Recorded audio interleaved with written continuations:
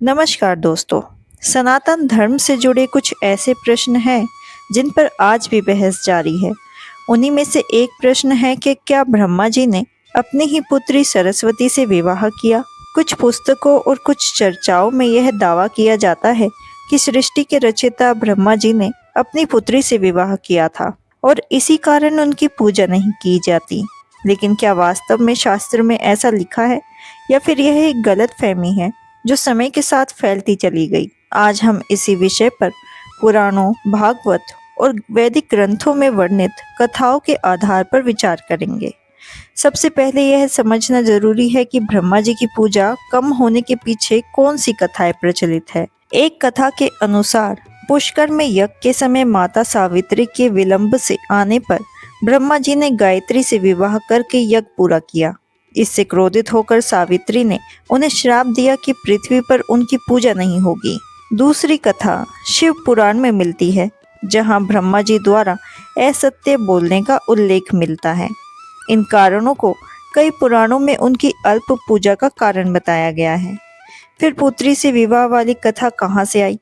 कुछ पुराणों में, विशेष रूप से भागवत पुराण में, कुछ श्लोकों की अलग अलग व्याख्या दी गई है। उदाहरण के लिए एक श्लोक में वर्णन आता है कि ब्रह्मा जी ने अपनी दुहिता अर्थात पुत्री के प्रति आकर्षण दिखाया। यहीं से विवाद शुरू होता है। कुछ विद्वान इसे शब्दशः लेते हैं, जबकि अन्य विद्वान मानते हैं कि यहाँ सरस्वती, वाक्य या उषा जैसे शब्द प्रतीकात्मक हैं।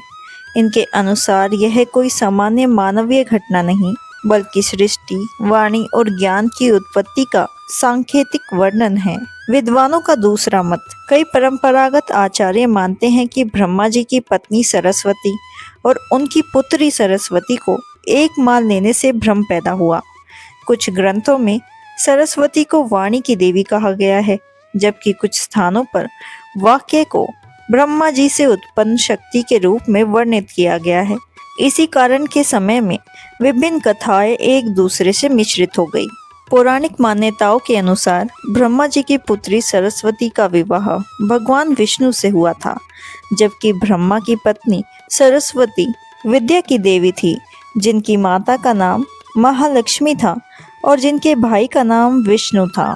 विष्णु ने जिस लक्ष्मी नाम की देवी से विवाह किया था, वे भृगु ऋषि की पुत्री थी। माना जाता है कि ब्रह्मा जी की 5 पत्नियां थी: सावित्री, गायत्री, श्रद्धा, मेघा और सरस्वती।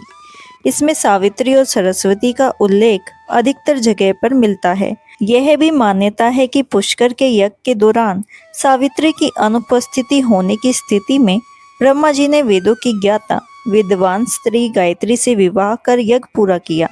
इससे सावित्री ने रुष्ट होकर ब्रह्मा जी को जगत में न पूजे जाने का श्राप दे दिया। पुराणों में सरस्वती के बारे में भिन्न भिन्न मत मिलते हैं। एक मान्यता के अनुसार ब्रह्मा जी ने उन्हें अपने मुख से प्रकट किया था। एक अन्य पौराणिक उल्लेख के अनुसार देवी महालक्ष्मी से जो उनका सत्व प्रधान रूप उत्पन्न हुआ, देवी का वही रूप सरस्वती कहलाया।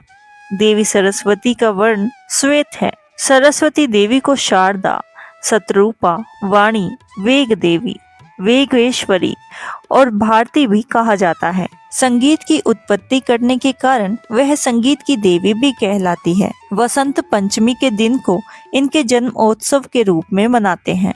शास्त्रों के अनुसार जिस तरह ज्ञान या विद्याएं 2 होती हैं, उसी तरह सरस्वती भी 2 हैं। विद्या में अपरा और परा विद्या है।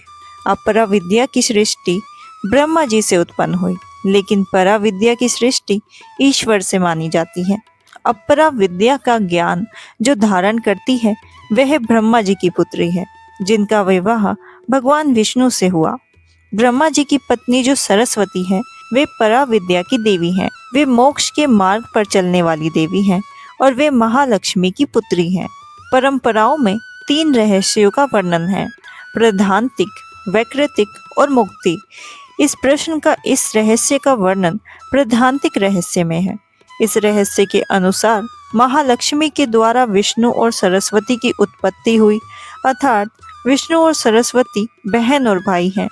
इन सरस्वती का विवाह ब्रह्मा जी से और ब्रह्मा जी की जो पुत्री है, उनका विवाह विष्णु जी से हुआ। मध्यकाल में पुराणों के साथ बहुत छेड़छाड़ की गई। हिंदू धर्म के दो ग्रंथ सरस्वती पुराण और मध्यस्थ पुराण में सृष्टि के रचयिता ब्रह्मा जी का सरस्वती से विवाह करने का प्रसंग है, जिसके फलस्वरूप इस धरती के प्रथम मानव मनु का जन्म हुआ।